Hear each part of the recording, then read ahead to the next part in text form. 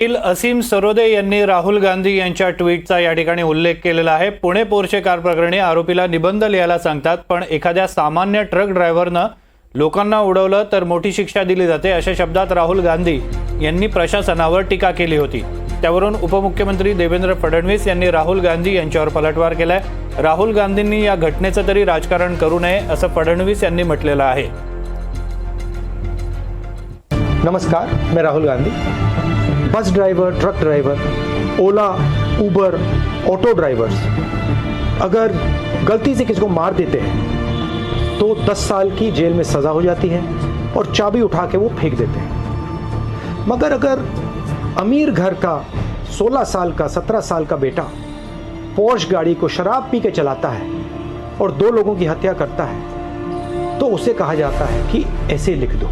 ऐसे truck driver से, bus driver से क्यों नहीं लिखाते? उबर ड्राइवर, ऑटो ड्राइवर से क्यों नहीं लिखाते? नरेंद्र मोदी से पूछा गया कि 2 हिंदुस्तान बन रहे हैं, एक अरबपतियों का, एक गरीबों का। उनका जवाब आता है, क्या मैं सबको गरीब बना दूं? सवाल ये नहीं है, सवाल न्याय का है।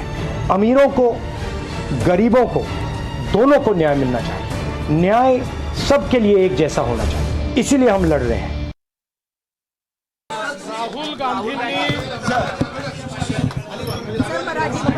राहुल गांधींनी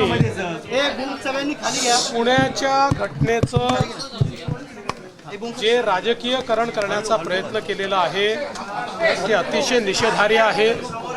पुण्याच्या घटनेमध्ये पोलिसांनी योग्य कारवाई केली, मात्र त्याच्यामध्ये ज्युव्हेनाइल जस्टिस बोर्डने तो निर्णय घेतला।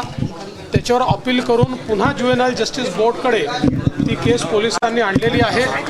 अशा परिस्थितीमध्ये केवळ अशा घटनेचं राजनीतिकरण करणं हे राहुल गांधींसारख्या व्यक्तीला शोभत नाही। प्रत्येक गोष्टीला मतांच्या चष्म्यातनं पाहणं आणि प्रत्येक गोष्टीत राजकारण आणणं हे काही योग्य नाही आहे। त्यांनी जर नीट माहिती घेतली असती तर कदाचित अशा प्रकारचं त्यांनी त्या ठिकाणी काम केलं नसतं।